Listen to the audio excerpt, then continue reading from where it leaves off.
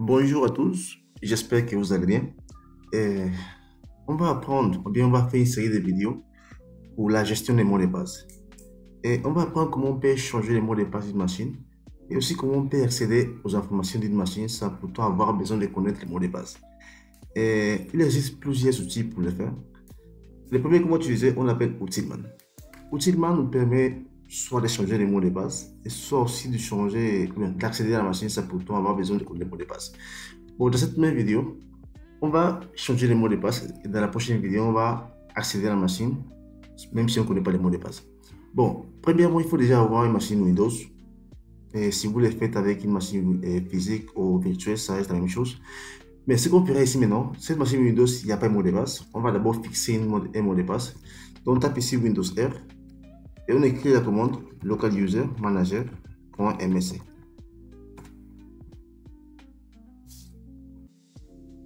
Ici, on va dans utilisateur. Et ici, l'utilisateur s'appelle étudiant. On va faire clic droit ici, définir le mot de passe. Je vais mettre ici le mot de passe passé arrobas 1. Passé arrobas 1.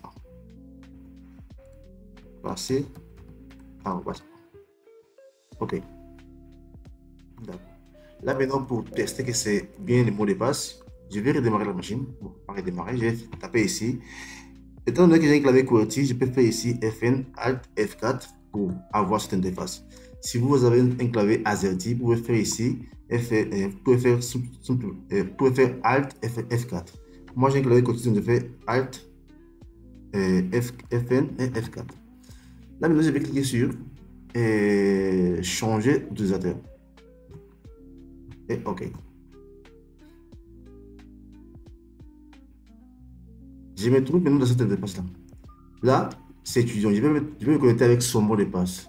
Juste pour tester que c'est le mot de passe qu'on a saisi. Mais ici, passer. Arrobas 1, juste pour vérifier. Bon, je vais mettre ici, ça, passer. Et j'espère ne pas me tromper avec le mot de passe. Et voilà, c'était son mot de passe.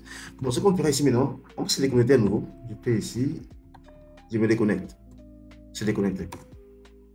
C'était juste pour vérifier que c'était le bon mot de passe. Bon.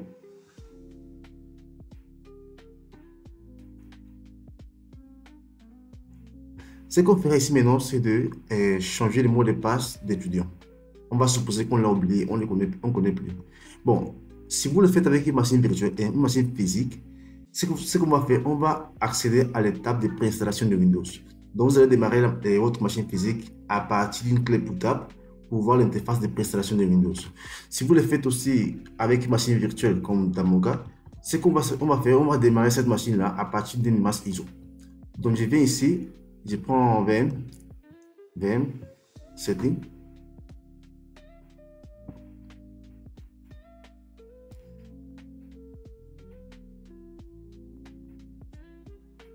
Et la partie CD ici, je peux mettre ici le masse ISO de Windows. Pour moi, c'est Windows 10, donc vous pouvez le faire avec Windows 10, 11, ça reste la même chose. Cochez ici, connecter l'Empower et connecter. Cochez les deux, c'est important. OK. Ce que je ferai maintenant, je vais maintenir, c'est important ça, maintenir la touche Shift. Je maintiens la touche Shift, je viens sur éteindre. Je lâche pas, je lâche pas, je maintiens la touche Shift. Sur éteindre, je clique sur redémarrer. Je lâche pas la touche Shift. Je clique sur redémarrer, je lâche pas, j'attends. Et on a cette interface. Là maintenant, je viens sur utiliser un périphérique ici. Et je vais démarrer depuis le CD qu'on a inséré. Pour moi, c'était Windows 10. Donc je vais cliquer sur Virtual SATA CD-ROM.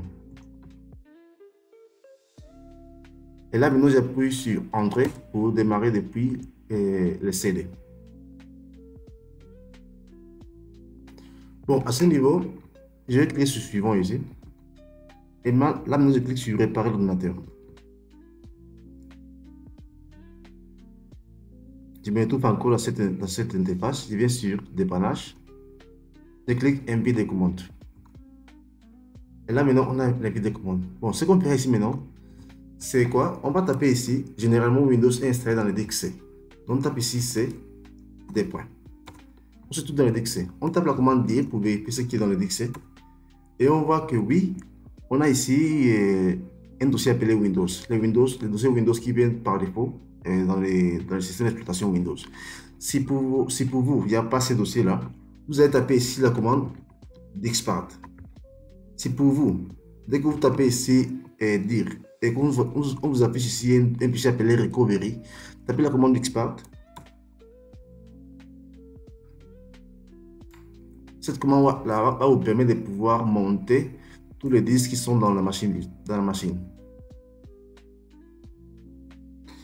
Et ici maintenant, après d'avoir monté tous les disques, on tape ici la commande list volume pour voir tous les disques qui sont dans la machine. List volume. On voit ici volume 0, c'est ESD, c'est l'image ISO. Volume 1, c'est la récupération. Volume 2, c'est DXC. Et c'est bien évidemment notre disque.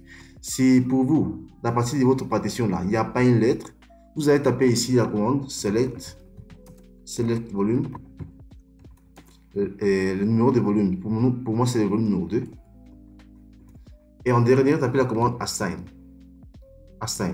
Cette commande va permettre de donner ou bien d'attribuer une lettre à la partition. Pour nous, comme il existe déjà une lettre, on ne le fera pas. Mais si pour vous, il n'y a pas une lettre, tapez la commande assign pour que DXpart puisse attribuer une lettre à la partition en question. Pour nous, on ne le fera pas. Ce qu'on fait, on va sortir, exit. Là, maintenant, on se trouve dans le DXC. Là, on se trouve notre partition. On va maintenant aller dans le répertoire CD, Windows, Système 32. Windows. Et on tape ici CD, Système 32. Ici, maintenant, qu'est-ce qu'on fait? On va effacer l'écran. On va taper ici la commande copy. On prend le fichier utilman.exe. On va sauvegarder ce fichier-là. On le met dans le fichier utilman.exe.backup. C'est juste pour créer une sauvegarde. On prend le fichier utilman.exe, on crée un fichier utilman.exe.back. C'est juste un fichier de sauvegarde pour ne pas perdre ce qui est à l'intérieur. Là maintenant, on va prendre le fichier cmd, on fait ici copie, cmd.exe. On va maintenant le mettre dans le fichier utilman. Ça va nous permettre d'avoir l'invité de commande depuis l'interface de connexion au système. On tape ici Entrée et on tape ici O pour valider. Ce qui est de faire maintenant, c'est juste de redémarrer la machine. On va ici WP outil reboot.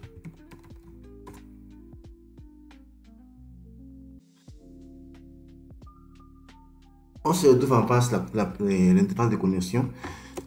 Cette fois-ci, si on vient, on clique ici. On verra ici l'invite de commande. C'est Ultimate qui a permis de faire ça. Bon, on verra ici l'invite de commande. Ce qu'on verra maintenant. Ici, comme on a dit dans cette première vidéo, on va changer les mots de passe. Dans la prochaine vidéo, on va accéder à la machine sans pourtant avoir besoin de le mot de passe. Ce qu'on fait ici, on tape la commande new user. Cette commande permet de voir les utilisateurs qui sont dans la machine. On a ici l'administrateur, invité, default account, WDA account, étudiant. Ce qu'on va faire, c'est de changer les mots de passe d'étudiant parce qu'on l'a oublié. Donc, on tape ici la commande user, étudiant. Et ici, on tape un nouveau mot de passe. Pour nous, c'était passé @1, mais supposons qu'on l'a oublié. On va maintenant ici mettre passé @2. Juste pour tester. Si on tape ici Entrée, on va écrire si la commande s'est terminée correctement. On peut maintenant sortir, exit. Si on vient ici maintenant, on tape la commande passer @2, on vérifie. Et on tape ici Entrée. Vous voyez que oui, on a maintenant accès à la machine. On a changé les mots de passe de la machine. Et c'est comme ça qu'on fait pour changer les mots de passe avec Ultimate. Mais ce n'est pas tout. Si vous vouliez changer les mots de passe et que vous l'avez fait, ce n'est pas tout. Ce qu'il faut faire maintenant, c'est de remettre les configurations. Parce que si vous laissez ça comme ça, et une personne malveillante peut-être, s'il se rend compte que vous avez changé Ultimate par CMD, que vous avez l'interface de connexion au CMD à partir du bouton qui est là, il pourra aussi accéder à votre système et faire n'importe quoi. Donc ce qu'il faut faire maintenant, c'est de remettre les configurations. C'est-à-dire, on se déconnecte à nouveau et on se reconnecte pour... c'est-à-dire, on se déconnecte, on repart dans l'interface là où on était dans l'inventaire des commandes, on supprime, ou bien, on remet les fichiers ouziman.exe qu'on avait créé. Bon, c'est comme ça qu'on fait pour changer les mots de passe d'une machine. Et pour remettre les fichiers, on les fera dans la prochaine vidéo, juste pour voir comment on peut accéder à la machine, c'est pour toi avoir besoin de coder les mots de passe.